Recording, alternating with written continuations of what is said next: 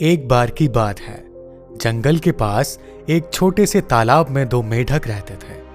उन दोनों मेढकों में एक मेढक पतला था और दूसरा मोटा था। दोनों बचपन से ही बड़े अच्छे दोस्त थे।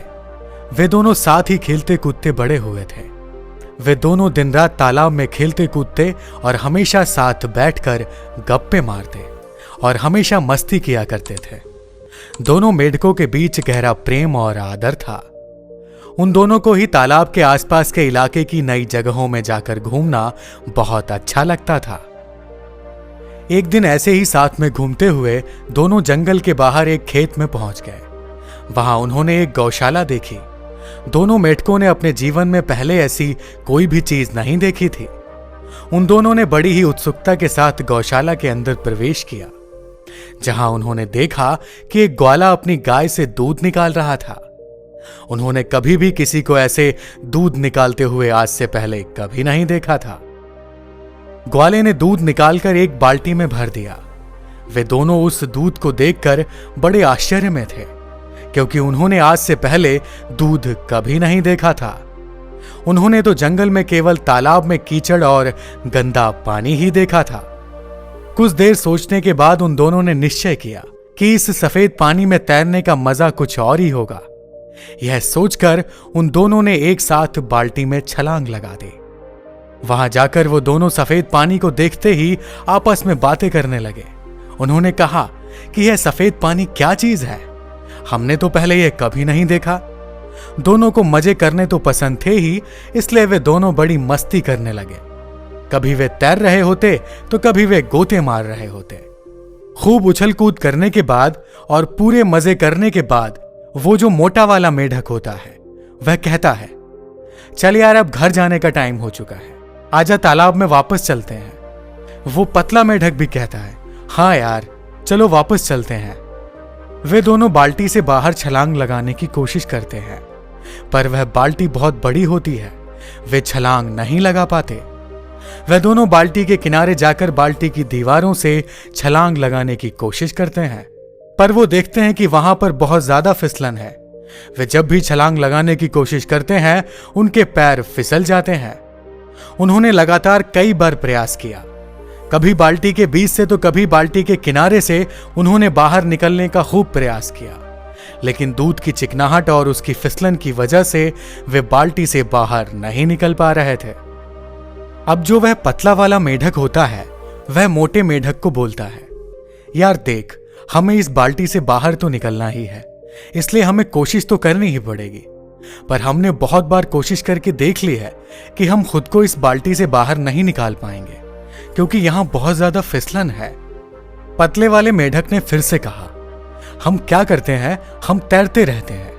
अगर हम तैरते रहेंगे तो कोई ना कोई आकर हमें बाल्टी से बाहर निकाल ही देगा। मोटा मेढक उस पतले मेढक की बात मान लेता है और दोनों तैरते रहते हैं। 1 घंटा, 2 घंटा, 3 घंटे हो गए। वो लोग तैरते रहते हैं, लेकिन वहां कोई नहीं आता जो उन्हें बाहर बाल्टी से निकालता। अब जो मोटा मेढक होता है वो तैरते तैरते थक जाता है। वो कहता है, यार अब मैं और पैर नहीं चला पाऊंगा। कई घंटों से तैरते तैरते मैं थक चुका हूं। मुझसे अब सांस भी नहीं लिया जा रहा है। मेरे अंदर अब कोई ऊर्जा नहीं बची। मैं पूरी तरह से थक गया हूं। वो पतला मेढक कहता है, देख मेरे दोस्त, अगर तू पैर चलाना बंद कर देगा तो तू डूब जाएगा और कुछ देर में तेरी सांसें रुक जाएंगी और तू मर जाएगा।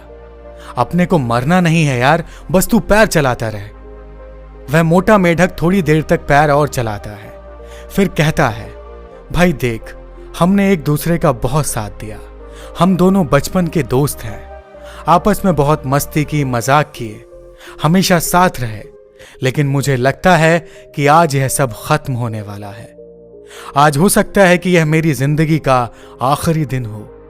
मैं और मेहनत नहीं कर सकता, मैं और पैर नहीं चला सकता और शायद मैं अब डूबकर मर जाऊंगा। और उस पतले मेढक की आंखों के सामने ही उसके बचपन का दोस्त डूब जाता है। यह सब देखकर वह पतला मेढक और तेजी से पैर चलाने लगता है। वह सोचता है कि अब कैसे भी करके मुझे इस बाल्टी से बाहर निकलना है। मुझे हार नहीं माननी है। अगर मैंने भी हार मान ली तो मैं भी मर जाऊंगा।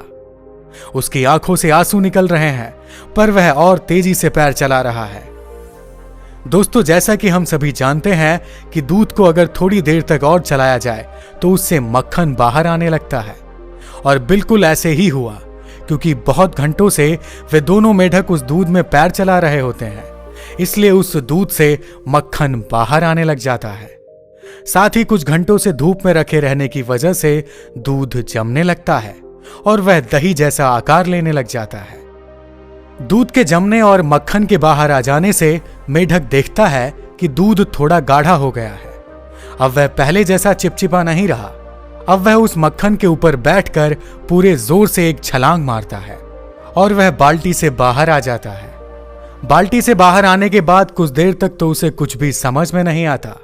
वह नहीं समझ पाता कि आज उसके साथ क्या हुआ। उसका सबसे अजीज दोस्त, उसके बचपन का यार, आज उसकी आंखों के सामने डूबकर मर गया। और उसकी मौत इसी वजह से हुई थी कि उसने आज हार मान ली थी। अगर वह थोड़ी देर तक और पैर चलाता रहता, हार न मानता, तो आज वह भी जिंदा होता। वह पतला मेढक बाहर निकलने के बाद जंगल जाता है। जंगल में जाने के कुछ दिनों के बाद वह एक लेडी मेढक के साथ शादी कर लेता है। शादी के बाद उसके बच्चे होते हैं। वह अपने एक बच्चे का नाम अपने उस मोटे दोस्त के नाम पर रखता है और अपने बच्चों को वह रोज शाम को उस मेढक की कहानी सुनाता है। वह कहता है कि मेरा एक मोटा दोस्त हुआ करता था, जिसके साथ मैं पूरे जंगल में घूमा करता था। हम सुबह से शाम तक खेला करते थे। एक दिन हम दोनों एक बाल्टी में गिर गए जिसमें दूध था, और मेरा जो दोस्त था उसने हार मान ली, इसलिए वो मारा गया। मैं तुम बच्चों को भी यही सिखाना चाहता हूं कि जिंदगी में चाहे कुछ भी हो जाए, लेकिन कभी हार मत मानना। अगर तुम लोगों ने हार मान ली तो तुम्हारा भी वही हाल होगा जो मेरे दोस्त का हुआ। दोस्तों, इस कहानी से हम सीख सकते हैं कि दूध का दही जरूर बनेगा, लेकिन उसमें वक्त लगेगा। और अगर हमने वक्त से पहले हार मान ली तो हमारा भी वही हाल होगा जो उस मेढक का हुआ। हो सकता है कि हमें जिंदगी में अभी तक वो सब कुछ ना मिला हो जो हम चाहते हैं, लेकिन लाइफ में उन्हें ही सफलता मिलती है जो कभी हार नहीं मानते। दोस्तों, आपकी लाइफ में जितनी भी मुश्किलें हैं वह आपको बेहतर बनाने के लिए प्रकट हो रही हैं। यह पूरा ब्रह्मांड आपकी मदद करने के लिए तत्पर है। यह भी हो सकता है कि हमें वह सब कुछ ना मिले जिसे हम हासिल करना चाहते हैं, लेकिन फिर भी यह सुकून हमसे कोई नहीं छीन पाएगा कि हमने उस चीज को पाने के लिए आखिरी दम तक प्रयास किया।